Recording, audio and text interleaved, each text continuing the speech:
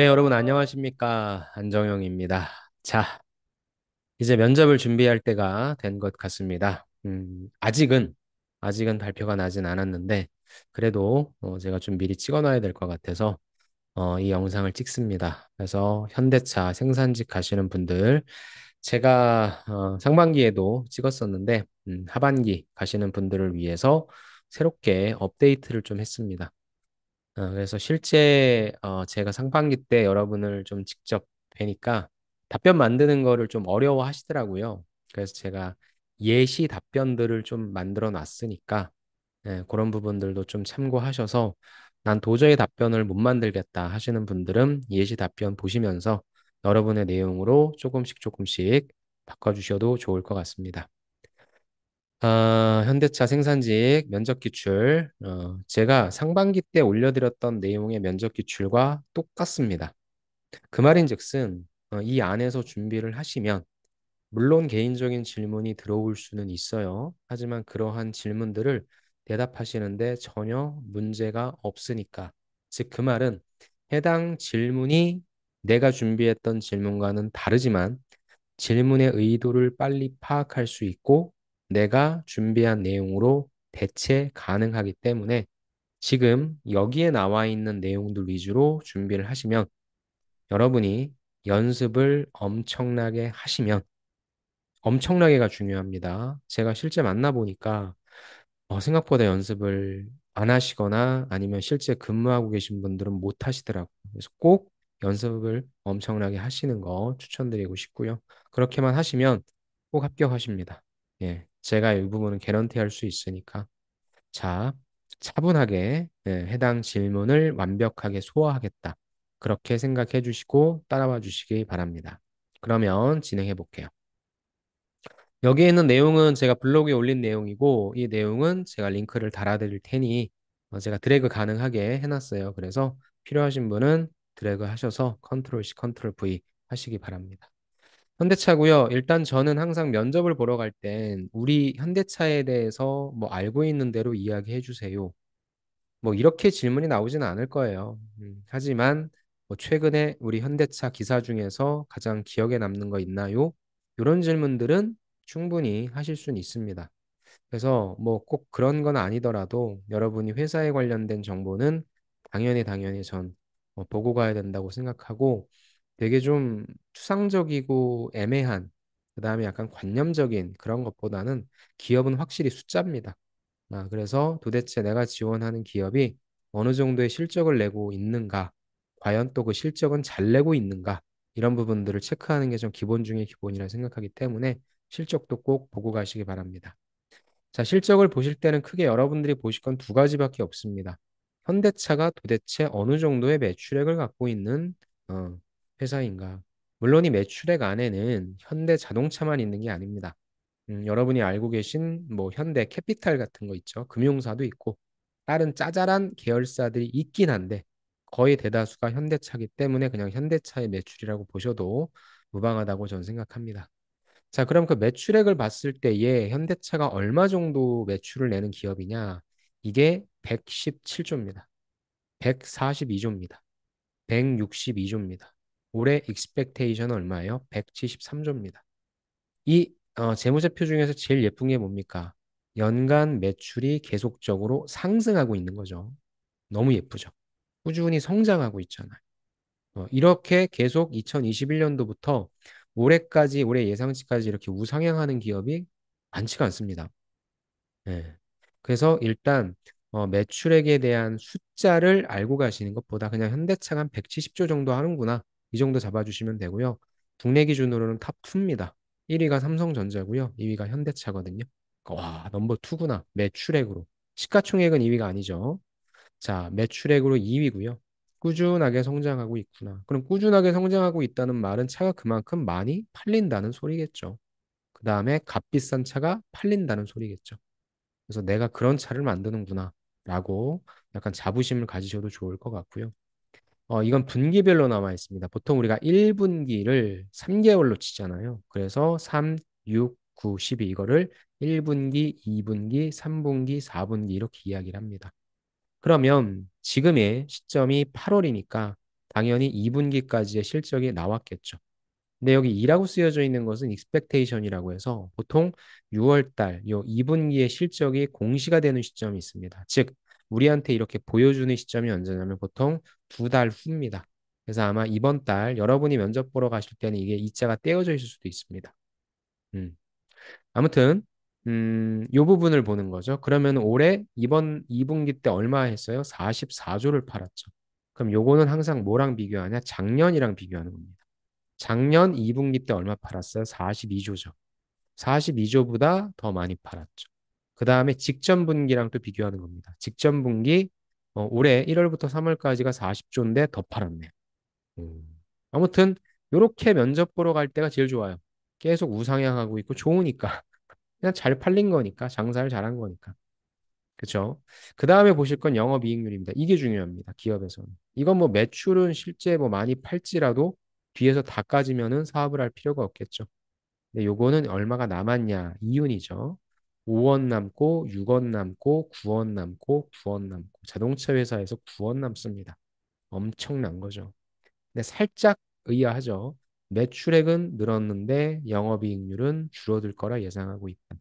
한마디로 팔긴 더 팔았는데 어디서 비용을 더 많이 쓸 것이다라고 예상할 수 있습니다. 좋습니다. 근데 이건 익스펙테이션일 뿐이니까 야, 현대차는 9원 남는 회사구나. 어마어마한 겁니다. 테슬라보다 더 많이 남습니다. 이번 2분기 때도 9.59% 똑같이 비교하자 그랬죠. 작년이랑 비교했을 때 작년보다는 조금 덜었네요. 그 다음에 이번 1분기 때보다는 많이 벌었네요. 오케이. 그래서 한 9원 정도 버는 회사구나라고 보시면 됩니다. 그래서 내가 지원하는 현대차가 매출은 한 170조 정도 하고 그 다음에 마진은 한 9% 정도 남는 아주 튼실한 회사구나. 미래는 밝죠. 밝습니다. 좋습니다. 그런 회사라고 좀 보시면 되고 이렇게 제가 그래서 해놨습니다. 2분기 실적은 전년비보다 매출액은 높고 영업이익률은 낮다. 이전 분기보다는 모두 높다라고 제가 말씀드렸습니다. 그렇게 보시는 거예요. 그런데 이제 문제는 뭐냐? 향후의 전망은 저는 좋을 것 같은데 예. 일단 뭐 안 좋다라고 보시는 분들도 계시죠. 또 특히나 지금 우리나라만의 이야기일 수는 있지만 전기차에 대한 이 사람들이 생각하는 게 이번에 인천 청라의 그 사건 때문에 전기차 사고 싶으십니까? 저도 약간 고민을 했었는데 야, 쏙 들어갔습니다. 아, 그냥 타야 되겠구나. 무슨 전기차냐. 무섭더라고요. 그래서 그런 사건까지 터져서 야, 이 전기차 이거 앞으로 힘들지 않을까? 이렇게 보는 것도 그다음에 현대차 이런 좋은 실적이 지금이 피크지 않을까? 이런 얘기도 좀 있거든요. 그래서 제각각이기 때문에 그럼 당신은 자동차 산업이 앞으로 어떻게 될 것 같아요? 라는 질문을 받으실 수도 있어요.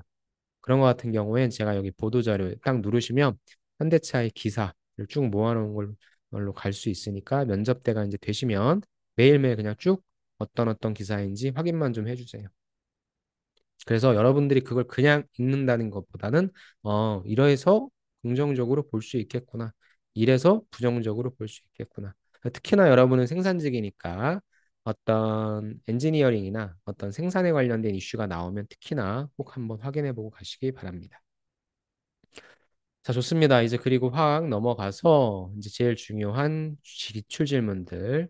제가 상반기 때 자료랑 함께 응용해서 녹여냈습니다. 그래서 이 부분들을 보시되 내용이 좀 많습니다. 그래서 사실 이 방송이 제가 찍는 방송 중에 가장 길 것 같아요. 하지만 제가 길매도 불구하고 한번 해보려고 합니다. 제가 상반기 때 주로 만났던 분들이 완전 생신입 분들보다는 그래도 힘들게 직장 생활 다니시면서 현대차 생산직으로 이직하려고 하시는 분들이 많았어요. 그리고 저도 힘들었지만 그 모습에 감동해서 이렇게 열심히들 사시는구나. 가셔야죠. 그런 생각 때문에 제가 하나하나를 좀 되게 디테일하게 좀 했습니다. 그리고 요렇게 원래 제가 이렇게 뭐 예시를 다는 걸 그렇게 좋아하진 않습니다. 근데 아까도 말씀드렸다시피 제가 실제 컨설팅을 진행하니까 이것조차도 어려워하시는 분들이 많아서 제가 이건 하나의 예시예요. 그래서 요 부분대로 쓰셔도 상관은 없습니다. 어차피 현대차 생산직에서 나오는 질문은 하나도 어렵지 않아요. 정말 어렵지 않습니다. 근데 여러분이 이 질문을 도대체 나한테 왜 하는 걸까? 이 질문을 받았을 땐 뭘 떠올리는 게 좋은 걸까에 대한 전략을 수립하지 못해서 그런 거니까 어려운 질문 같은 거 하지 마시고 아까도 말씀드렸죠. 여기에 있는 질문만 제발 소화하십시오. 음, 아셨죠? 좋습니다. 첫 번째, 자기소개입니다. 자기소개는 어떻게 하시면 좋냐면 여기 나와 있죠. 직무 관련된 경험을 강조하시는 게 좋아요. 근데 문제는 뭐냐? 제가 일부러 이렇게 해놨습니다. 전공이나 자격증이 없으신 분들도 분명히 붙어요. 그러면 직무 관련된 경험이 있으신 분들은 당연히 저는 이 생산 직무에 필요한 어떤 역량을 갖추었다. 라고 해서 어떤 경험이 있다. 어떤 경험이 있다. 그런 부분들이 니네 회사 들어가서 잘할 수 있다. 이렇게 만들어 주시면 돼요. 절대 오버하지 마시고 힘 빼지 마시고 자기소개 때는 해당 직무에 관련된 부분이 무엇이 있는지 강조해 주시되 없는 분들은 뭐예요? 간접적으로 갈 수밖에 없겠죠. 그래서 보세요. 어떻게 제가 만들었냐? 팀워크와 책임감을 배웠다. 생산직에서 보면 어떻게 보면 가장 중요한 역량이 뭐예요? 같이 일하잖아요. 특히 공정 안에 뿌려진단 말이죠.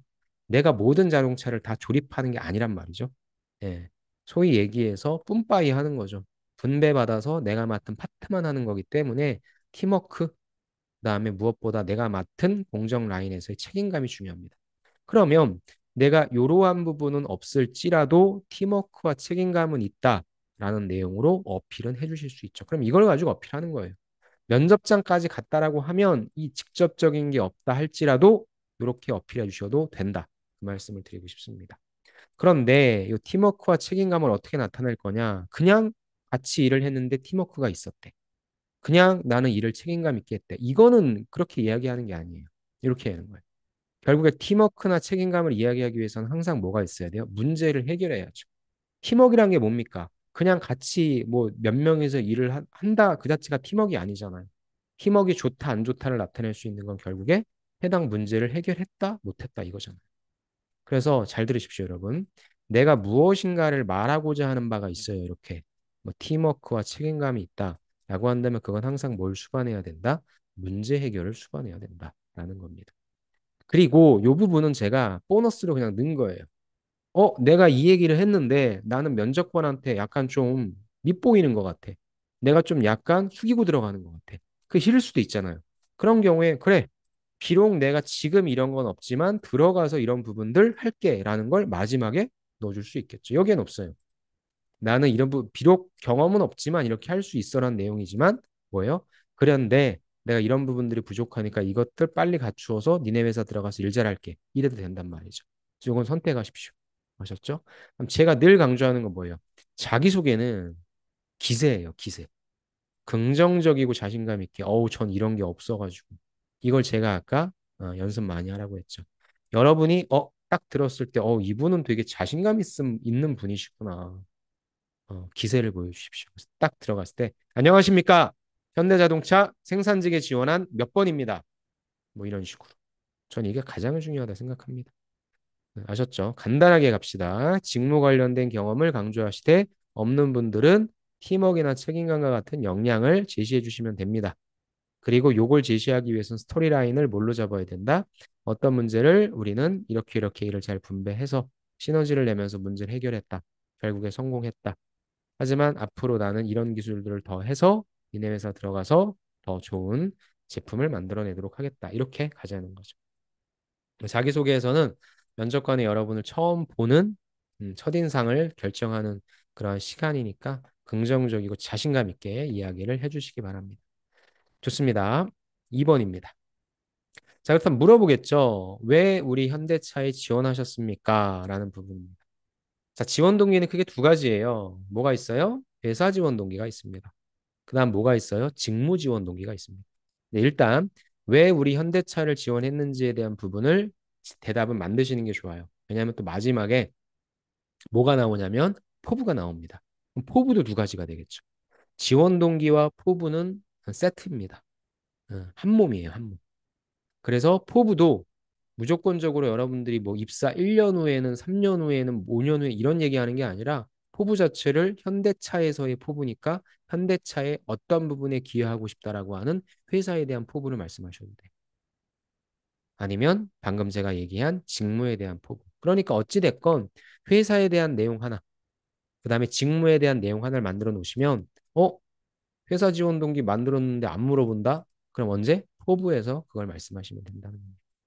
그래서 저는 세 가지로 준비해 갖고 왔어요. 이 세 가지를 다 얘기 못 합니다. 너무 많죠. 이거 들으면 면접관이 스톱, 그만해 주십시오. 이럴 거예요. 저는 이 셋 중에서 여러분에게 제가 던져드리는 겁니다. 요 세 가지 어젠다 중에서 여러분이 관심 있으신 내용에 대한 걸 갖다 쓰시면 될 것 같습니다. 그래서 현대차의 혁신적인 기술력에 대한 깊은 존경심 때문이다. 존경심이라고 하는 단어가 약간 좀 오그라들긴 하지만 오히려 뻔뻔하게 말씀하셔도 좋습니다. 그래서 혁신적인 기술력이 무엇인지에 대한 사례. 저는 뭐 지금 아이오닉 5라고 하는 부분을 갖고 오긴 했는데 좀 구시대적이죠. 제가 아까 위에서 보라고 했던 이 기사 보시면 현대차의 기술력을 나타낼 수 있는 어떤 자동차, 뭐 전기차도 좋고요. 하이브리드도 좋습니다. 뭐 그런 부분으로서 이야기해 주시면 될 것 같고요. 그래서 나는 니네 회사의 혁신적인 기술력, 그리고 존경심 때문이고, 여기 항상 존경심 때문에 지원하는 건 아니잖아요. 나도 같이 들어가서 기술 발전에 기여하고 싶다. 이렇게 만들어주는 겁니다. 그래서 앞단에서는 칭찬을 해줬다. 마지막엔 칭찬해서 니네 회사 들어가고 싶다가 아니라 칭찬하면서 나 니네 회사 이렇게 도움 주고 싶다. 이렇게 만드시죠. 두 번째는 품질과 신뢰성입니다. 왜냐하면 아무래도 생산직이죠. 생산에서 제조에서 제일 중요한 게 뭡니까? 품질이죠. 품질이 쌓여야만 신뢰할 수 있죠. 이번에 벤츠 화재 사건 보시면 정말로 얼마나 품질이 중요한지 아실 수 있을 겁니다. 그래서 현대차의 최근에 품질 관련된 어떤 사례를 찾아보시는 거죠. 그래서 역시 뭐예요? 니네 품질과 신뢰성 좋잖아. 하지만 마지막은 무엇이다? 내가 들어가서 더 나은 제품 만들어줄게.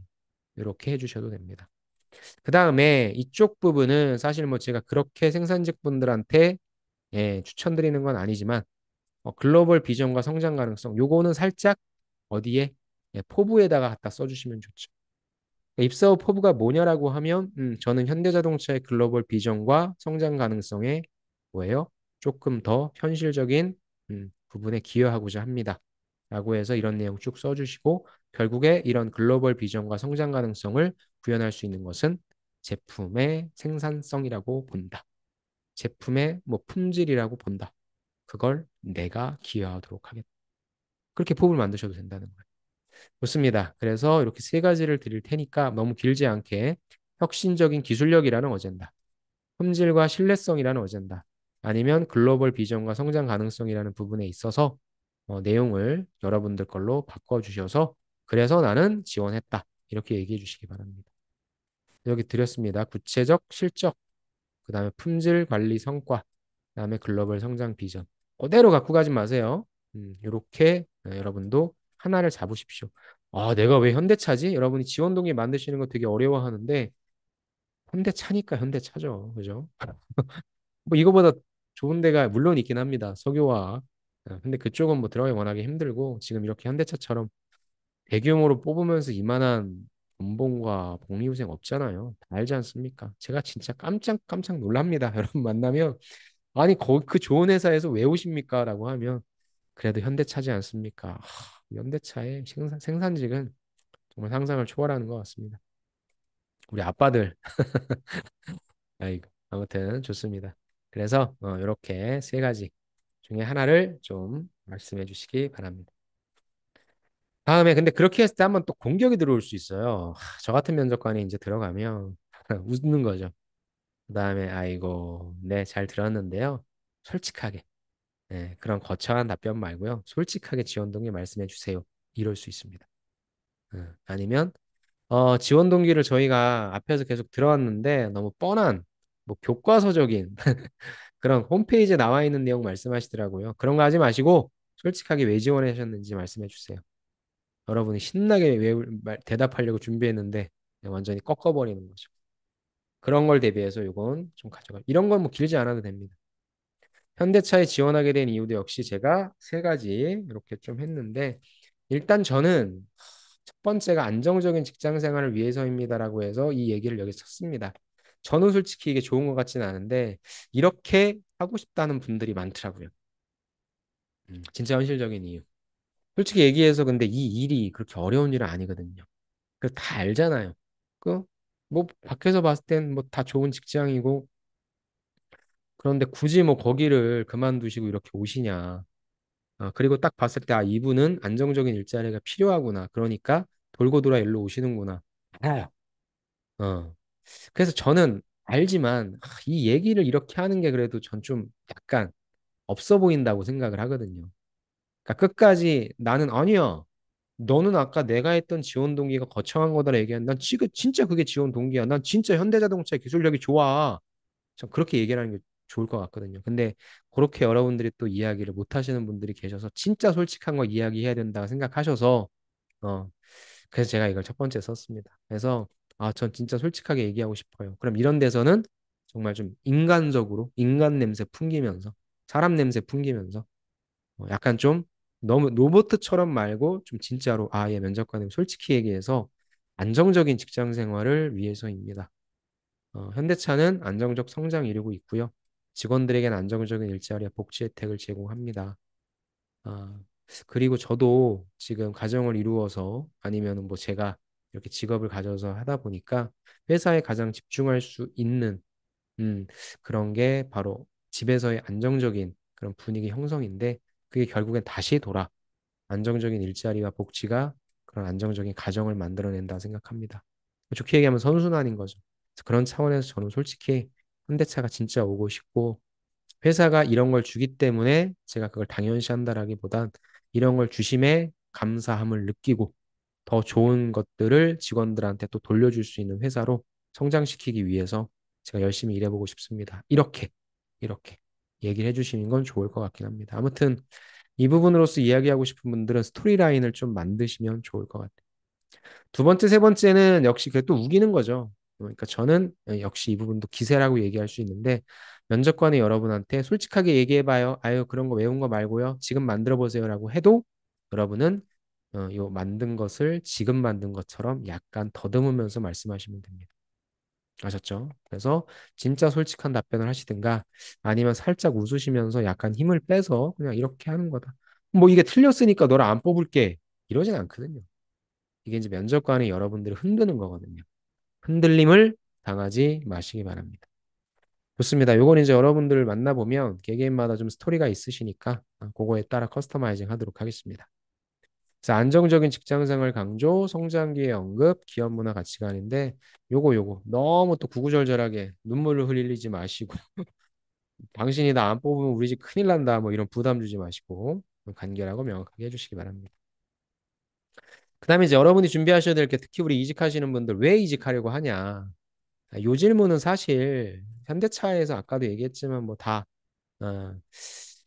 현대차보다 어떻게 보면은 뭐 급여를 더 많이 주지는 않고 또 정년까지 다닐 수 있다라고 하지 못하니까 오시는 건 다 아는데 예. 그래서 현대차도 안 물어볼 수도 있어요. 근데 아까도 제가 말씀드린 것처럼 이건 밖에서 봐도 괜찮은 직장인데 굳이 왜 이직하시냐 이런 분들이 간혹 가다 계시거든요. 그래서 그런 분들한테 들어올 수 있어서 이런 경우에는 이제 두 가지로 제가 만들어 놨는데 둘 다도 대답하시는 것도 괜찮긴 한데 그러려면 조금 더 짧아야 될 거예요. 아니면 하나만 잡으셔도 됩니다. 자, 더 많은 성장 기회를 찾기 위해서다. 일단 현재 직장을 제일 중요한 게 뭐냐면 비난하시면 안 돼요. 안 좋다라고 막 그렇게 평가하시면 안 돼요. 지금도 좋아. 많은 거 배웠어. 그런데 나는 니네가 더 좋아. 그래서 저는 이렇게 얘기해요. Not A but B라고 아시죠? 중학교 때 외웠던 수거. Not A는 뭐예요? A가 아니야. But B는 뭐예요? B야. 이거죠. 그게 아니에요. Not only A, but also B. 야, 영어 오랜만에 쓰네요. 무슨 뜻이에요? A뿐만 아니라 B도죠. Not only A, but also B. 그죠? 응. 그러니까 이것도 좋아. 근데 이것 더 좋아. 약간 이렇게 가자는 거예요. 그래서 여기서 많은 거 배웠지만 현대차에서 더 경험 쌓고 기술적으로도 더 도전적인 거 참여하고 싶어.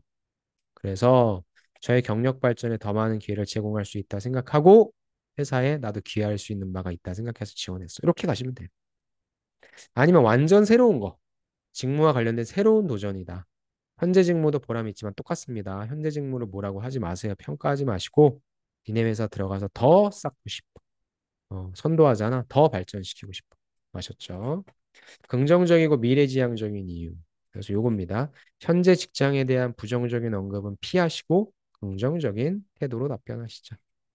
그 다음에 이게 답변이 너무 짧다라고 하시면 현대차에서 이루고자 하는 목표와 이해를 구체적으로 설명. 아까 현대차 지원 동기에서 만들어 놓은 것들 있죠. 그걸 갖다가 집어넣어줘도 되겠죠.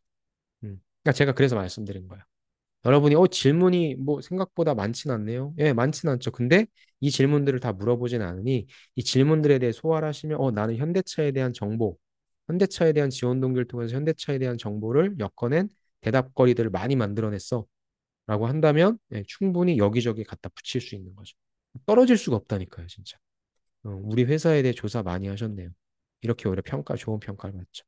좋습니다. 그래서 이렇게 이직 사유도 어렵지 않게 이렇게 만드시면 될 것 같습니다. 다음에 그 다음에 약간 다시 신입부터 시작해야 되는데 괜찮은지 이 질문은 약간 나이가 있으신 분들, 회사 직장 생활 그래도 한 5년 이상 하신 분들, 그런 분들. 그 다음에 약간 어떤 분들한테 하냐면 여러분들을 딱 봤을 때 좀 강해 보이시는 분들이 있어요. 딱 봤을 때 유순해서 누구 말이든지 잘 들을 것 같은, 잘 협업할 것 같은, 협업에 동참할 것 같은 분이 있고 첫인상 자체가 좀 세시거나 강해 보여서 이 사람은 약간 나쁜 말이지만 곤조도 있을 것 같고 쉽게 융화되기 힘들 것 같다. 여러분이 만약에 그런 소리를 좀 듣는 분이라고 한다면 이런 질문 나올 수 있습니다. 설령 여러분이 그렇지 않더라도 인상만으로 봤을 때 그렇게 질문이 들어올 수 있어요. 그럼 대답은 어떻게 해야 됩니까? 당연히 가능합니다. 그래서 일단 이런 질문 딱 받으면 예, 물론입니다. 웃으면서 확실하게 얘기를 해주세요. 그리고 이제 신입으로 다시 시작하는 것에 대한 긍정적 이유를 말씀해 주시면 됩니다. 그래서 이것도 제가 세 가지 정도 만들어 봤습니다. 첫째, 새로운 시작은 새로운 배움의 기회니까. 그래서 뒤에다 이런 내용 붙여주시고. 또 새로운 환경에서의 도전은 저의 역량을 넓히는 기회니까 뭐 비슷합니다. 역시 이런 내용, 이런 톤으로. 그 다음에 현대차의 기업 문화 가치에 공감하기 때문입니다. 현실성이 가장 없긴 하죠. 세 번째 건 뭐 제가 추천드리진 않지만 첫째와 둘째 여기에서 하나 선택하셔서 여러분의 내용으로 만드시면 됩니다. 그래서 결국엔 뭐다 제일 중요한 건 괜찮냐라고 하면 새로운 시작은 새로운 배움의 기회입니다. 이렇게 가는 것보다 명확하게 들려주세요. 네, 괜찮습니다. 이 대답을 듣고 싶어 하니까. 아셨죠? 그 다음에 이유를 듣고 싶어 하는 거예요. 근데 이유를 먼저 말씀하시고 그래서 좀 괜찮습니다 보다는 명확하게 예, 괜찮습니다. 그 이유는 무엇입니다. 이렇게 가시면 될 것 같아요. 배움의 기회를 강조, 도전과 성장을 강조, 기업 문화 가치 연계 이건 조금 별로긴 하고 또 역시 나한테 어떤 압박이 들어왔을 때는 긍정적이고 자신감 있는 태도로 신입으로서 다시 시작하는 것에 대해 긍정적이고 자신감 있는 태도로 답변해서 신입 같은 열정과 의지를 전달해 주시기 바랍니다. 이 질문은 약간의 뭐가 필요해요? 쇼가 필요하죠. 쇼잉이. 좋습니다. 여기까지 넘기시면 이제 뭐 괜찮습니다. 또 하나 있네. 똑같은 질문일 수 있어요. 위에처럼 할 수 있고, 다른 지원자 대비 나이가 많다고 생각되지는 않습니까? 뭐 사실상 약간 액면가 딱 봤을 때 그렇게 볼 수도 있고, 이게 경력들을 딱 보면 유추할 수도 있거든요. 그래서 면접관하면 찔러보는 거죠. 사실 이런 질문도 함부로 하면 안 되거든요. 네, 맞습니다. 역시 근데 나한테 공격이 들어왔어요. 그러면 예, 맞습니다, 면접관님.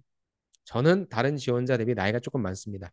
이쪽에서 난 나이가 많지 않다고 생각했는데 저쪽에서 공격이 들어왔다라고 하면 일단 그 사람의 말을 인정해 주는 게 제일 좋습니다. 그리고 웃어주면서. 하지만 뭐예요? 나이 많아. 근데 그게 오히려 나의 강점이야. 그러니까 이게 톤이 완전 달라요. 면접의 경험이 없으신 분들은 나이가 많다고 생각되지는 않나요? 라고 하면 아니요. 저는 그렇게 생각한 적이 없고요. 설령 나이가 많다 하더라도 그게 저의 강점이라고 생각해요. 이렇게 얘기하면 어때요? 듣는 사람이. 뭐야, 뻘쭘하게. 뽑고 싶지 않아요. 그게 뭐가 안 되는 거야? 소통이 안 되는 거거든요. 그러니까 일단은 저 사람이 나에 대해 이렇게 판단하면 인정해 주십시오. 맞습니다, 면접관님. 나이가 조금 많다고 볼 수도 있습니다. 웃어줘요. 그 다음에 내가 하고 싶은 얘기 하는 거죠. 이게 일명 저의 우쭈쭈 화법. 저 사람은 그냥 우쭈쭈 해주는 거예요. 네 말이 맞다, 네 말이 맞다. 그 다음에 내가 하고 싶은 얘기 하는 거죠. 요거 참 안 됩니다, 여러분. 요거 연습 많이 하시고. 그 이유 뭐예요? 어떤 게 강점이에요? 다양한 경험과 성숙함. 그래서 이 부분이 어떤 식으로 도움될 건지. 뭐 책임감과 성실함이 있다. 역시 이 부분이 어디에 도움이 될 건지. 배움에 대한 열정 많이 나오죠. 이 부분이 어디에 도움될 건지. 이러면 얘기할 수 있잖아요. 그죠? 이것도 세 가지를 다 말씀하지 마시고 이 중에 하나를 선택하시라. 그래서 경험과 성숙함을 강조하시든가, 책임감과 성실함을 강조하시든가, 배움에 대한 열정을 강조하시든가. 역시 이 부분도 압박이 들어오면 항상 어떻게 대답한다? 긍정적이고 자신감 있게 대답하자. 요거 말씀드리고 싶습니다. 아이고, 이제는 직무에 대한 지원 동기로 갑시다.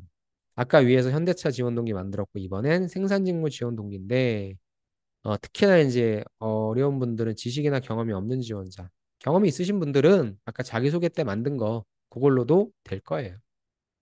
그걸로 만드셔도 되고. 그래서 요 질문은 요런 분들이 어려우실 텐데, 유사 질문이 있습니다. 너 관련 경험이 하나도 없는데 잘할 수 있냐? 관련 경험이 생산직에 도대체 어떤 도움이 되냐? 진짜 별의별 경험이 다 있더라고요. 하지만 제가 다 만들어 드렸습니다. 결국에 아까 얘기했던 팀워크였잖아요. 그죠? 그다음 문제 해결력 뭐 이런 부분들로 다 풀면 되니까 걱정하지 마십시오. 면접장까지 올라갔으면 없어도 됩니다. 솔직히 얘기해서 이건 없어도 돼요. 여러분 합격하시면 교육 받습니다. 자, 이게 이제 가장 큰 압박이죠. 자, 저는 현대차의 생산 직무에 큰 열정과 강한 학습 의지를 가지고 있다. 그래서 가치와 목표에 깊이 공감한다라고 해서 품질과 혁신을 중시한다. 그다음에 지속적인 발전을 추구하는데 이게 가치와 목표에 깊이 공감하며 성공에 기여하고 싶다. 그러면 뭐예요? 품질과 혁신, 그다음에 지속적인 발전 추구니까 뭐 여러분이 지속적으로 발전하셨던 사례 갖다 집어넣으면 되겠죠. 둘째가 제일 좋긴 하죠. 강한 학습 능력과 문제 해결 능력이다. 그래서 이전 직장일 수도 있고, 뭐 학교에서의 프로젝트일 수도 있고, 아르바이트에서 모일 수도 있고. 그래서 아까처럼 뭐예요? 학습해서 문제를 풀어내는 그런 역량을 말씀해 주셔도 됩니다. 그 다음에 팀워크와 협업의 중요성. 그러니까 이 부분을 잘 이해하고 있다는 것은 뭐 아까 자기소개에도 나왔고, 그다음에 실질적으로 이건 생산 쪽이나 이런 쪽에 경험이 있으신 분들이 이걸 해주셔도 될 것 같아요. 그 다음에 그 내용들을 좀 짧게 말씀하신다면은 없으니까 뭐예요? 생산 직무에서 성장하고자 하는 열정까지도 넣어서 아까 이게 제가 부족한 부분을 넣으라고 했잖아요. 이렇게 해주시면 됩니다. 그래서 내용은 회사의 가치와 목표에 공감한다. 근데 이건 약간 추상적이니까 학습 능력과 문제 해결 능력 강조, 팀워크와 협업 능력 강조 둘 중에 하나를 선택해 주시고 아니 뭐 둘 다 해주셔도 됩니다. 그 다음에 둘 중에 하나를 선택하신다면은 열정과 성장 의지까지도 말씀해 주셔도 좋을 것 같네요. 좋습니다. 이건 한번 보시고 하시면 되고요. 그 다음에 이제 본격적으로 공정 중에 어느 파트를 맡고 싶냐? 이 부분은 자동차 공정이 무엇인지 아냐? 뭐 이런 질문으로도 대체할 수 있죠. 보통 여러분이 가장 만만한 쪽은 간접 생산 아닌 다음에는 보통 조립 의장으로 가실 겁니다. 그래서 조립으로 해주시는 게 제일 편할 거고요. 그 이유에 대해서 얘기하는 거죠. 그럼 마지막 단계로 최종 제품으로 완성되는 중요한 단계니까 이렇게 의무부여 해주시고. 그다음 내가 관심을 갖는 이유는 뭐 조립 공정은 세부적인 부분까지 신경 써야 하는 정밀한 작업이잖아. 나 그런 사람이니까.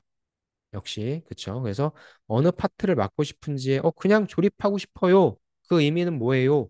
라는 거에서 끝난다기보다는 내가 이걸 잘할 수 있는 이유를 설명해 주는 것도 좋죠. 이건 나의 성격적인 부분을 강조해 줘서 세팅할 수 있고. 또 팀워크와 협업의 중요성. 그래서 협업 필수적이고 완성되는데 나는 협업 능력이 있으니까. 그러니까 앞서서 내가 협업 능력을 어필하지 않았으면 이 질문을 통해서 협업 능력을 어필할 수 있게 되는 거죠. 그다음에 품질이죠. 품질을 직접적으로 결정짓는 단계니까 이 부분은 뭐 내가 경험이 있으면 써주시는데 제가 최대한 여기서 좀 말씀드리고 싶은 건 이렇게 관념적인 내용들만을 쓰는 것보다는 어찌됐건 뒷단에 나의 역량을 이야기할 수 있는 걸로 이유를 만드시는 게 좋으니까. 그래서 나는 이러한 이유로 조립 파트 맡고 싶고 성공에 기여하고 싶다는 겁니다. 그래서 관심과 성향을 강조해 주시고 팀워크와 협업, 품질 강조 등등 여러분이 하시고 싶으신 거 있으시는 그걸 써주시되 그냥 관념적인 이유만 제시하지 말고 나의 역량을 한번 어필하는 그런 시간으로 가져가 보자. 그렇게 말씀을 드리고 싶습니다. 그 다음에는 이건 뭐 아까 위에서 봤던 질문과 똑같긴 한데 이건 제가 좀 그냥 설명을 드리려고 이런 직무들이 있는 걸 찾으라고 좀 해봤습니다. 그래서 이 직무에 필요한 역량이 뭐예요? 이렇게 물어볼 수 있거든요. 그러면 세부 사항에 대한 주의력 필요하죠. 되게 현실적인 거죠. 그래서 작은 부품들이 모여서 하나의 완제품이 되는 거기 때문에 세부 사항에 대한 주의력. 주의력이 좋은데 이거에 대한 앞에 수식어를 붙여주시는 게 좋습니다. 이렇게. 그래서 조립 과정에서 작은 실수 하나가 품질에 영향을 미칠 수 있으니까. 그래서 나는 이게 되게 현실적인 거죠. 그래 다음에 그런 스토리 말씀해 주시면 돼요. 문제 해결 능력 계속 나왔었죠. 나의 스토리. 팀워크와 협업, 나의 스토리. 뭐 신체적 능력도 실제 중요시 여깁니다. 이거 어필하시는 분들 많아요. 운동하고 있다. 왜냐하면 생산 조립이니까 실질적인. 그래서 진짜 육체적인 건강과 정신적 건강이 필요하죠. 이 부분. 그다음 품질 관리 능력은 실제 하셨던 분이 있으시면 요거 보셔도 되고. 그다음에 지속적인 학습과 개선에 이제 경험이 없으신 분들은 요거까지도 한번 어필해 주시자. 그래서 여기서 선택하시면 됩니다. 근데 계속적으로 반복되죠. 그래서 이거 얘기한 거 또 얘기하는 거 아닙니까? 하지만 실질적으로는 뭐 이렇게 질문을 다 할 이유는 없으니까 요 정도에 대한 역량을 하나씩 준비해 주시면 좋을 것 같아요. 그래서 주의력, 문제 해결 능력, 팀워크, 신체적 능력, 그다음에 품질 관리 능력. 만약 이 부분 없어도 됩니다. 이건 없다라고 하면 지속적인 학습과 개선 의지. 내가 모르는 분야였지만 공부해서 해냈다. 요 정도만 갖고 가시면 역량은 여기서 끝납니다. 음. 벌리지 마시고 요걸로써 다 수렴시키시기 바랍니다. 세부 사항들 나와 있고 이러한 역량들이 있다는 거 다시 한번 정리해 주시기 바랍니다. 이거 똑같은 질문이죠. 뭐 가장 노력한 점은 뭐냐? 그럼 위에 있었던 걸 그냥 사례로 얘기하는 겁니다. 그래서 문제 해결 능력 강화, 다양한 문제를 해결하기 위해 중점 두었고 프로젝트 수행했다. 요거는 제가 이제 경험 좀 말씀드릴게요. 이 경험을 어떻게 만드셔야 되냐? 한 프로젝트에서 빈번하게 발생하는 부품 결합 문제 이렇게 항상 문제가 터집니다. 이 문제가 터졌을 때 데이터 분석하고 원인을 파악합니다. 그래서 결국에 문제가 터져요. 그 다음에 문제의 원인을 파악합니다. 그 다음에 개선 방안을 도출합니다. 그래서 문제를 해결합니다. 이렇게 이게 구조예요. 내가 무엇인가 스토리를 만들어서 이야기를 하려면 제일 처음에 어떤 문제를 발생시킵니다. 그 다음에 문제를 분석하는 걸 이야기해 주시고 개선 방안을 이야기해 주시고 문제 해결해서 결국엔 성과가 어땠다는 거. 이게 구조니까. 이게 보통 스타 구조라고 하거든요. 제가 자기소개서 때 말씀드렸습니다. 스타 구조. 그렇게 만드시면 됩니다. 팀워크 협업도 역시 마찬가지입니다. 음. 역시 이 부분도 어떤 복잡한 조립 라인이 복잡하다는 문제가 있었어. 최적화해야 돼서 어떻게 했어요? 원활하게 소통했어. 그래서 문제를 해결했다는 내용. 항상 문제를 등장시켜 주시고 해결했다. 이렇게 만드시면 됩니다. 기술적 역량 향상, 뭐 자기주도 학습, 뭐 이런 부분들 위에서 우리가 이야기했던 그런 내용들을 스토리로 만들어 달라고 하는 거니까 위에 있는 질문과 똑같다고 보시면 됩니다. 이렇게 해서 회사 목표 달성에 기여하고 싶다는 내용입니다. 그래서 성과 강조, 교육과 훈련 참여, 자기주도 학습. 자기주도 학습이라고 하는 부분은 이제 어, 관련 경험이나 경력이 있으신 분들이 굳이 하실 필요는 없고요. 포부에서만 말씀해 주시면 되는데 그런 경험이나 이런 부분들이 없으신 분들은 챌린지를 받을 수 있으니까 이것도 넣어주시죠. 그 다음에 해당 직무에 대한 전공기초 지식 질문 아무래도 뭐 품질이니까 조립 공정에서 품질 관리는 어떻게 이루어지나요? 제가 이것도 여러분들 정보를 좀 드리려고. 그래서 그냥 보시면 됩니다. 입고 검사하고요. 공정 중에 검사하고요. 최종 검사하고요. 마지막에 데이터 분석하겠죠. 여러분 들어가서 하시는 거. 들어가기 전에 그 다음에 하면서, 그 다음에 파이널로, 그 다음에 전체 데이터 분석 한번 보시고요. 그러니까 품질 관리를 어떻게 하실 것 같아요? 라고 하면 이론적으로라도 이렇게 말씀하시면 됩니다. 그 다음에 장비죠, 장비. 조립 공정에 사용되는 장비에는 뭐가 있어요? 다양한 장비들이 사용되는데 조립 로봇, 그 다음에 토크렌치, 컨베이어 시스템, 뭐 비전 시스템 등등. 현대차에 이러한 것들이 없을 수도 있어요. 하지만 여러분이 공장을 가보지도 않았는데 어떻게 합니까? 그거 모른다고 떨어뜨리진 않죠. 내가 실제 들어가서 하게 될 일에 있어서 어떤 장비들이 있는지를 찾아봤다라고 하는 좋은 시그널을 줄 수 있으니까 그래서 한번 좀 드려봤습니다. 이게 중요하죠.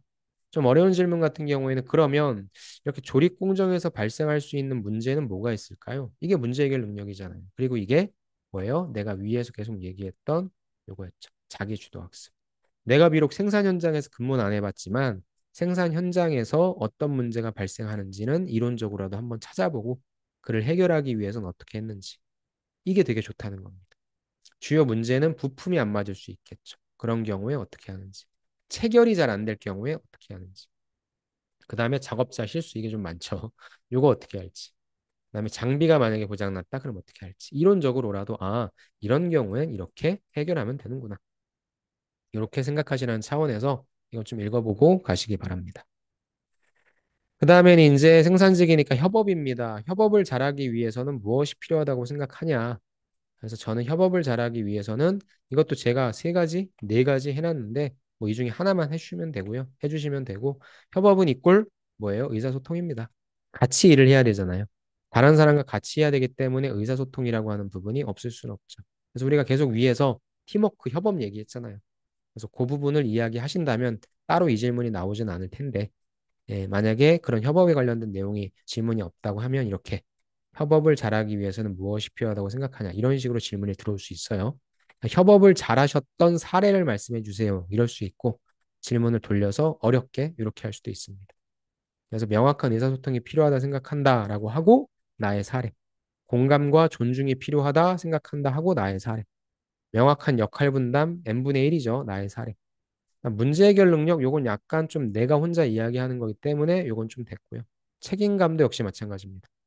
근데 책임감이라고 하는 단어를 내가 안 써먹었다면 뭐 이런 관점. 그래서 여기에 나와 있는 거 제가 드렸으니까 이 관점 하에서 여러분들이 협업이 나오면 이 관점에서 하나를 내가 찝어서 이야기를 하겠다. 그 다음에 뒷단엔 내 소재에서 할 수 있는 걸 만들어내겠다. 그러니까 당연히 뭘 생각해야 돼요. 여기서 뭐가 제일 좋을까, 의미가 뭐가 좋을까가 아니라 여러분의 소재를 연결시킬 수 있는 걸 선택하셔야 됩니다. 거꾸로. 아셨죠?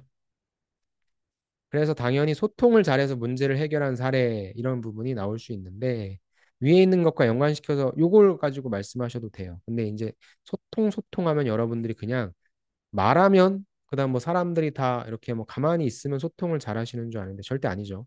소통은 항상 갈등이라는 게 발생해야 되거든요. 그래서 위에서 제가 말씀드렸지만 이 어떤 사례를 이야기하라고 할 때 그 구조를 말씀드리려고. 제일 처음에 소통을 잘하려면 문제가 왜 발생했는지 파악하라고 했죠. 그래서 파악하는 거. 그 다음에 해결하기 위해서는 당연히 의사소통하죠.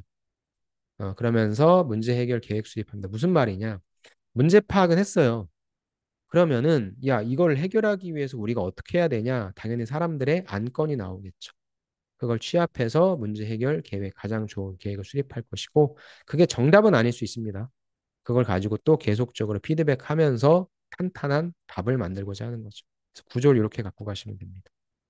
예, 소통하기 위해서 저희는 먼저 문제 파악을 하기 위해 모두 같이 회의를 했고요. 그다음에 다 같이 의사소통하면서 가장 좋은 답을 내기 위해 같이 협력했습니다. 조금 더 세부적인 계획을 다듬었고요. 이후에 실질적으로 실행하면서 더 정교하게 다듬었습니다. 얼마나 예쁩니까? 그렇죠. 그래서 역시 이 부분은 여러분이 협업이라고 하는 부분을 한번 얘기해 주세요라고 할 때 이 구조로서 말씀해 주시죠. 그런 차원으로 한번 활용해 보세요. 그 다음에 아예 대놓고 이렇게 물어볼 수 있습니다. 갈등 상황이 발생하면 어떻게 대처하냐? 이것도 뭐예요? 실제 어떠한 갈등이 발생했는지 제시해 주시고 뭐 여러분의 스토리에서 똑같습니다. 왜 갈등이 발생한 거? 발생했죠. 그 다음에 보통 여러분한테 이 질문을 하면 여러분이 뭐예요? 중재 역할을 하죠. 여러분이 갈등을 일으켰습니다라고 이야기하지는 않을 테니 중재했던 역할을 말씀해 주시면 어떻게 중재했는지 말씀해 주시면 되고요. 그 다음에 공동 목표 설정 이거 없어도 되긴 합니다. 중재한 다음에 합의 도출하는 거죠. 어떻게 도출했고 피드백 조정했다. 그래서 역시 문제 문제가 음, 문제가 터졌고요. 그 원인을 파악했고 중재 역할을 어떻게 해서 합의를 잘 도출해서 결국에 끝났다. 이렇게 가시는 걸로 될 것 같습니다. 이게 중요합니다. 이 경험을 통해 갈등 상황에서 갈등이 발생하면 열린 대화하는 게 중요하구나. 상호 존중이 얼마나 중요하구나 느꼈다. 마지막에 꼭 배운 점, 이걸 좀 말씀해 주시기 바랍니다. 여기 구조예요. 스타 구조. 상황 설명, 대처 과정, 경청과 존중, 요거 꼭 넣어주시고, 그다음에 배운 점 넣어주시고. 좋습니다. 요 구조로서 해주시면 될 것 같습니다. 다음에 공정에 대해서 알고 있는지 이건 위에서 제가 말씀드렸었죠.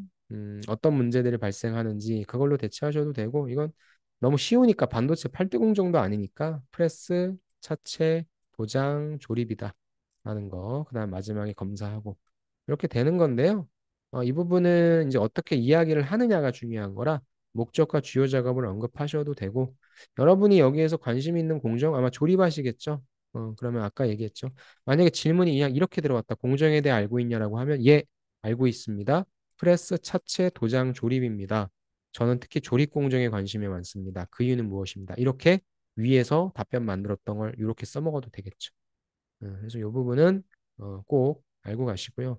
자동차 공정은요, 여러분들이 유튜브 제 거 영상 보고 난 다음에 자동차 공정하면은 뭐 독일, BMW, 벤츠 이런 데에서 자동차 공정 올려놓은 영상들이 있어요. 실제 조립하는 과정들.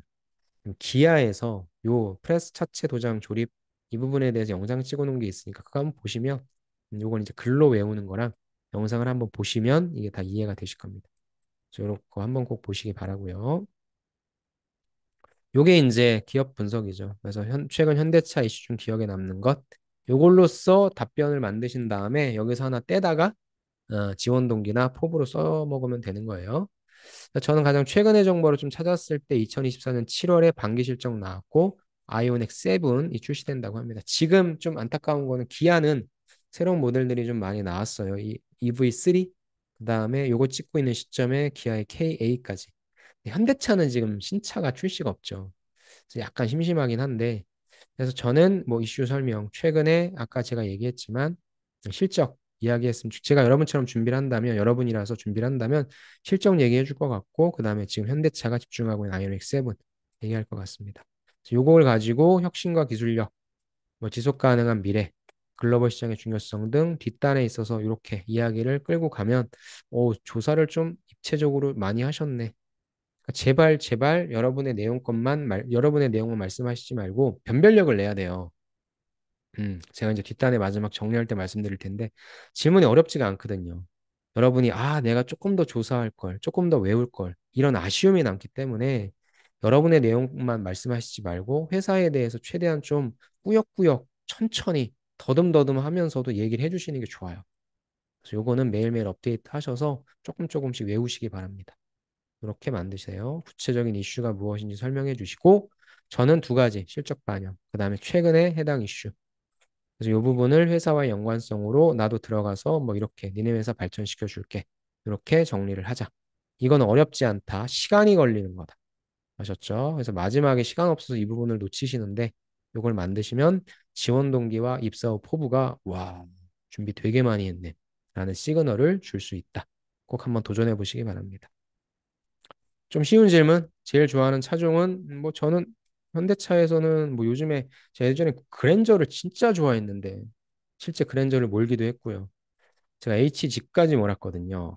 진짜 그때 기분이 제일 좋았는데 그다음부터 그랜저가 이상해지더라고요. 요즘에 그랜저 보면 정말 야 깜짝깜짝 놀랍니다. 저런 디자인의 차를 사주니까 현대차가 저렇게 만드는 걸까? 그나마 투싼이 제일 볼만한 것 같습니다. 아니면 좀 일부러 그렇게 만들어서 제네시스를 사게 하려는 건가? 그래서 진짜 일단 전 투싼을 골라봤고요. 혁신적인 디자인 뭐 예쁜 것 같아요. 그 다음에 아무래도 첨단 기술과 안전성, 넓은 실내 공간과 편의성, 강력한 성능과 효율성 등 이 부분은 너무 이것도 뭐 품질이라든지 이런 쪽으로 그래요. 뭐 가시는 게 나쁜 건 아닌데 뭐 그것까지 하면 지겨울 수 있으니까 그냥 편안하게 대답해 주시죠. 아니면 여러분의 차가 만약에 현대차를 몰고 계시다면 그걸 말씀해 주셔도 좋고 아니면 여러분들 타고 싶어 하는 차, 뭐 보통 제네시스가 되겠죠. 뭐 그렇게 말씀하셔도 좋을 것 같고 아니면 뭐 전기차도 좋을 것 같습니다. 조금 부담 없이 말씀해 주시되 결국엔 뭐예요? 클로징은 요거죠. 단순히 그냥 차를 좋아하는 고객의 입장에서 마케팅 조사하는 게 아니잖아요. 여러분이 들어가서 그런 차를 만드실 분들이니까 마지막은 이런 포부로서 좀 제시를 해 주십시오. 특징을 좀 이야기해 주세요. 디자인이 됐건 기술이 됐건 공간이 됐건 성능이 됐건 개인적인 이유 가볍게 웃으면서 설명해 주시고 마지막은 들어가서 나도 그런 차 잘 만들게 이렇게 말씀해 주시기 바랍니다. 그다음에 요거는 좀 귀여운 질문인데요. 신입처럼 보이시는 분들한테 아니면은 그냥 나올 수도 있습니다. 첫 월급 받으면 뭐 할래? 라고 할 때 보통 이런 얘기 많이 하죠. 감사의 마음 표현하겠다. 근데 저는 저는 첫 월급의 일부를 자기 개발에 투자하겠다는 의지. 이건 제가 항상 하라고 하는 거거든요. 예. 그러니까 기업이 성장하려면 항상 일정 금액은 떼서 우리가 투자해서 더 나은 기업 되잖아요. 현대차가 잘하는 게 정말, 물론 현대차가 하는 건 아니겠지만, 야, 양궁을 그렇게 잘하는데 그 이유 하나잖아요. 꾸준한 투자. 그죠? 공정한 경쟁이잖아요. 여러분도 만약에 페이를 받으시면 감사 한번 전하지 마시고 더 나은 사람이 되기 위해 그래서 더 나은 현대차가 만들기 위해 일정 부분은 떼서 자기 개발하겠다. 이 얘기 해주시면 좋을 것 같습니다. 재정 계획. 뭐 이것도 한번 뭐 세 가지 다 말씀하셔도 좋고요, 이거. 이건 뭐 편안한 질문이니까. 좋습니다. 회식에 대해서는 뭐 당연히 저는 긍정적으로 생각하는 게 좋다라고 생각합니다. 실질적으로는 여러분들의 생각이 어떨지 몰라도 부정적으로 생각하는 것보다는 긍정적으로 생각한다고 말씀하시는 게 좋고요. 그 이유, 팀워크도 강화할 수 있고, 뭐 소통도 할 수 있고, 또 회사 문화도 이해할 수 있고, 스트레스도 해소할 수 있으니까. 그래서 뭐 이 중에 하나를 선택하셔서 이야기하시고, 이렇게 얘기해 주시는 게 현실적이죠. 참석이 어려울 수도 있어요. 하지만 가능하면 난 참석하려고 할 거다. 술을 못 마실 수도 있어요. 하지만 난 술자리에는 참석하려고 한다. 그 이유, 이렇게 얘기해 주시면 될 것 같습니다. 부정적으로 이야기한다고 안 되는 건 아니지만 부정적인 걸 얘기하면 이 사람은 왜 그러지? 라고 해서 그 이유에 대해서 좀 또 이상한 생각을 할 수 있기 때문에 이런 질문들 같은 경우에 무난하게 넘어가는 게 좋다고 생각합니다. 그 다음에 어려워하시는 게 노조죠. 노조에 대해서 어떻게 생각하냐? 노조의 역할에 대해서 제가 좀 갖고 와봤어요. 그래서 저는 무슨 말씀을 드리고 싶냐면 노조는 어차피 현대차는 있는 기업이고 여러분도 아마 가입을 하실 겁니다. 그렇다면은 노조가 왜 문제가 되고 있는지에 대해서 얘기해 주시면 되는 거거든요. 그래서 노조는 이런 긍정적인 역할을 하는 굉장히 중요한 대표 기구입니다. 근데 문제가 되는 건 뭐예요? 이러한 일을 제대로 하지 않는 거죠. 정치화된다거나 아니면은 그들끼리의 이기주의, 집단 이익화된다라고. 그런 부분들이 좀 문제가 되는 거죠. 그래서 저는 노조가 있어야만 되는 기업이기 때문에 노조 활동을 건전하고 건강하고 결국에는 근로자들의 권익을 보호할 수 있는 대표단체로서의 역할을 잘 하는 것. 그렇게 좀 이끌고 가는 게 중요하다 생각한다. 그렇게 이야기해 주시면 좋을 것 같아요. 그래서 긍정적인 역할과 부정적으로 볼 수 있는 게 있는데 노조를 기왕에 할 거면 긍정적으로 잘 협력적인 관계 유지하고 권익을 잘 조화롭게 유지하는 그렇게 만드는 게 중요하다 생각합니다. 이렇게 만드시면 될 것 같습니다. 이런 거는 있다고 해서 좋거나 나쁘거나 없다고 해서 좋거나 이런 건 아니거든요. 분명히 필요한 겁니다. 근데 왜 문제가 되는지 생각하면 돼요, 우리가. 그렇죠? 이걸로 가지고 장난을 친다거나 나쁜 짓을 하니까 문제니까 그렇게 하지 않게 원래 목적대로 이루어지도록 하는 게 중요하다 생각한다. 그렇게 중간에서 딱 시소의 균형을 맞춰주시면 됩니다. 자, 그다음 마지막 입사 후 포부. 이 부분은 뭐 여기 제가 이렇게 직물적으로 쓰긴 썼는데 이건 계속적으로 말씀드렸습니다. 윗단에 있어서 지원 동기와 마찬가지로 뭐라 그랬어요? 회사에 대한 내용. 우리 회사에 대한 내용 많이 공부했잖아요. 그걸 외우신다면 이야기할 수밖에 없을 거고 회사에 대한 질문이 설령 안 들어온다면 포부에다가 아까 이야기했던 현대차 이번 실적도 얘기하고 아이오닉 세븐도 얘기하면서 앞으로 글로벌 기업 될 거잖아. 품질 경쟁력 중요하잖아. 나는 내 이런 역량들을 바탕으로 회사 발전시킬게. 이런 얘기 해주면 좋겠죠. 그래서 역시 이런 내용들이랑 위에서 있는 내용들이랑 잘 조합해서 만들어주시면 될 것 같습니다. 마지막 할 말도 한번 해봤어요. 마지막 할 말 여러분들 어려워하시는데 진짜 마지막 할 말이죠. 그래서 이 부분은 저는 뭐 여기에 다양한 것들을 남겨놨습니다. 감사 표현도 해라. 긍정적 언급도 하고 자신의 강점도 강조하고 미래에 대한 열망. 근데 중요한 건 짧고 간결하게 구구절절하지 마시고 저는 일단 면접 기회 주셔서 감사합니다 하고 요걸 통해서 니네 회사에 대해서 알 수 있었고 나 해당 직무 통해서 다시 한번 잘해보고 싶다라는 역량 어필해 주시고 그래서 포부 얘기해 줍니다. 그러니까 딱 이 구조가 가장 스탠다드한 구조인데 약간 상황이 다를 수는 있어요. 여러분이 대답을 중간에 못한 게 있으면 면접관님 아까 제가 대답 못한 게 있는데 다시 말씀드리겠습니다. 이렇게 하셔도 되고 아니면 꼭 강조하고 싶은데 얘기를 안 물어봐서 못한 게 있으면 여기서 마지막으로 제가 뽑혀야 될 이유에 대해서 다시 한번 말씀드리고 싶습니다. 뭐 이렇게 다시 한번 해주셔도 됩니다. 그게 아니면 이렇게 스탠다드 형식으로 이렇게 말씀해 주셔도 될 것 같아요. 즉, 마지막 할 말은 내가 면접장에서 어떻게 면접을 받냐에 따라 조금씩 달라질 테니까 그 점을 좀 생각해 주시면 좋을 것 같습니다. 자, 좋습니다. 이렇게 해서 여러분들 꼼꼼하고 알차게 잘 준비하셔서 꼭 합격하시기 바랍니다. 여기에 있는 것만 하면 합격을 못 할 수 없겠죠. 그래서 나름대로 대답도 잘 만드시고 제가 여기에 예, 다 드래그 할 수 있게 만들어 놨으니까 여러분 갖다 쓰시면 좋을 것 같고 또 필요하신 분들은 챗GPT나 네이버 클로버 X 같은 생성형 AI에 여러분들의 이야기를 넣으셔 제 거를 넣으신 다음에 그 다음에 저기에서 내 이런 소재로 바꿔줘 하면은 대답이 나오니까 너무 답변 만드는 거에 어려워하지 마십시오. 더 중요한 건 여러분은 이 질문이 어렵지 않다 그랬잖아요. 너무나 쉬운 질문이고 이 질문의 의도가 무엇인지 뻔히 보이는데 경험이 없거나 너무 연습을 안 하셔서 소화를 못 하시는 분들이 많았습니다. 그래서 어려운 질문 하지 마시고 질문 너무 많이 벌리지 마세요. 뭐 이제 보면은 저도 물론 유튜브에 올리긴 했는데 뭐 이거 안 보면 큰일 난다. 보면 아무것도 아니에요. 솔직히 얘기해서 제 퀄리티를 저 자부합니다. 제가 이렇게 지금 거의 근 1시간 동안 이렇게 찍는 사람이 어디 있습니까? 무료로. 그죠? 여러분 꼭 잘 보셨으면 좋겠고, 여기에 있는 내용으로 준비하시면 다 커버돼요. 다 커버되니까 꼼꼼하고 알차게 준비하되, 여기 있는 건 내용만입니다. 내용 너무 오래 하지 마시고, 답변 못 만드시는 분은 생성형 AI로 조금 도움 받으셔도 돼요. 그다음에 뭘 많이 하셔라? 연습 제발 많이 하셔라. 여러분 시간이 없잖아요. 그래서 연습 많이 하시기 바랍니다. 그리고 혹시나 여러분들 도움이 필요하시면 요거 누르시면 저한테 컨설팅 프로그램으로 오니까 도움이 필요하신 분들은 저한테 도움 받으셔도 될 것 같습니다. 제가 좀 고민을 했어요. 이걸 단체 그 그룹 교육으로 하면 어떨까라는 생각도 했는데 일단 현재까지는 없습니다. 왜냐하면 제가 다시 한번 생각을 해봤는데 뭐 답변을 하나하나 제가 듣고 그걸 수정을 해드려야 되는데 어차피 여러분 다 경쟁자잖아요. 그래서 경쟁자 입장에서 답변이 오픈되는 것도 여러분들 좀 꺼리실 테고, 또 질문이 어렵지가 않아요. 답변도 거의 비슷합니다. 그래서 어떻게 보면 더 중요한 것이 좀 비언어적인 부분, 여러분 그런 걸 수 있어서 개별적으로 하는 게 더 좋겠다는 일단 판단입니다.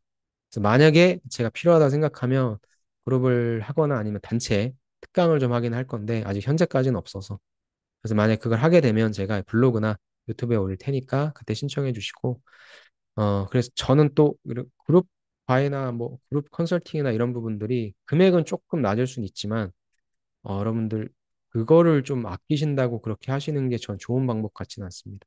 차라리 그럴 바에 혼자 하시는 게 나을 수도 있어요. 좋습니다. 뭐 여기까지는 말씀드리고 최선을 다해서 연습하셔서 이 좋은 기회를 꼭 잘 살리셨으면 좋겠습니다. 그 뭐 일각에서는 뭐 이거 다 내정자 정해놓고 했다고 하는데 지금이 어떤 시대인데 그렇게 합니까? 그렇게 안 합니다, 여러분. 그렇게 하면 큰일 납니다. 그런 거 없고요. 여러분 최선을 다하시면 가실 수 있으니까 꼭 그렇게 가셨으면 좋겠고 좀 긍정적인 내용은 2026년도까지 내후년까지 뽑는다고 하니까 설령 이번에 좀 안 되셨다라고 한다면 차분히 준비하셔서 2026년도까지는 꼭 가셨으면 좋겠습니다. 아무튼 긴 시간 동안 봐주셔서 너무 감사드리고요. 여러분 꼭 꼼꼼하고 알차게 준비해서 합격하시기 바랍니다. 네, 그러면 제 영상은 여기서 마치겠습니다. 여러분 꼭 합격하십시오. 감사합니다.